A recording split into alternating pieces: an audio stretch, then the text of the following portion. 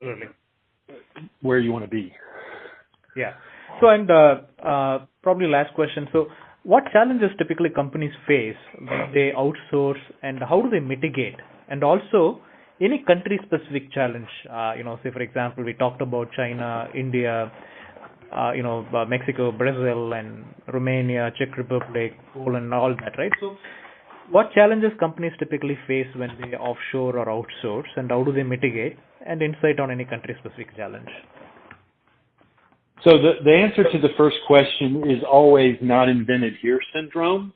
And, it's just, wait a minute, we're going to start assigning this work to some other company. No, it's not going to be good. It's not going to be high. The quality is going to be worse. We're going to have issues. I'm going to have to come in and save the day. This is the typical manager speaking. I'm going to have to come in and save the day after they screw it up. So it's the not invented here syndrome.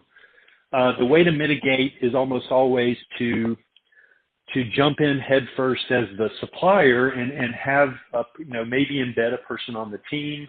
You might have to embed a person on the team at no cost for a period or something to try to, and again, their goal is not so much the offshore coordinator role, which is a great, important role, but it's more of the hands-on team member role to build that confidence. That's the best action I've seen to build confidence is you get a guy over there or gal over there, and suddenly people start to view them as the critical part of the team.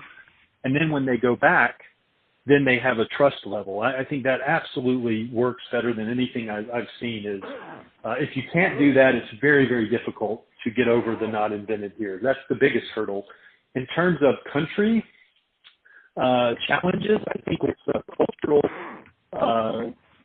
not so much cultural awareness, but let's say the client company's familiarity with culture.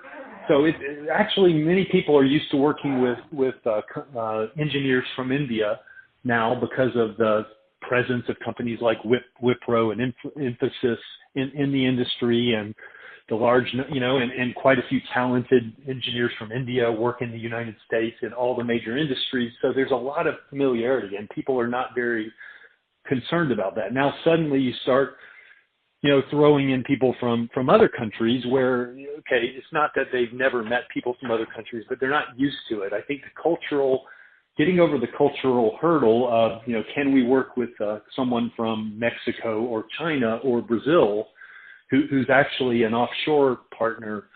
I think that's different. Eastern Europe as well.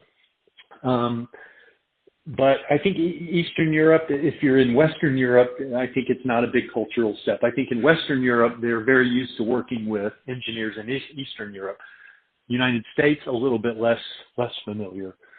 So I think it really comes down to experience working with individuals from these countries. And India has an edge, at least in North America. I think in Europe, the Eastern European companies probably have an edge. Sure. Yeah. I think that's all. We are at the top of the hour from a time standpoint. I have a few other questions, but I think I don't know whether you have time, or we can probably pick up later. Yeah, if you're interested, you can go, maybe ask GLG. You could send a note, and I could send an email response with some thoughts. That's one approach. But just, that would be great. I could set up another short follow-up call. Either way. So. Sure. Yeah, we will figure that out. Yeah. Thank you. This is very insightful, Brian. Thanks for spending time with us. I really appreciate. And as you said, yeah, if you have any follow-up questions, we will touch base over email or take this to next step. All right, Shankar and Prasad, have a good weekend. Thank you for you too. For your time. All right. Okay. Thank you. Bye-bye. Bye.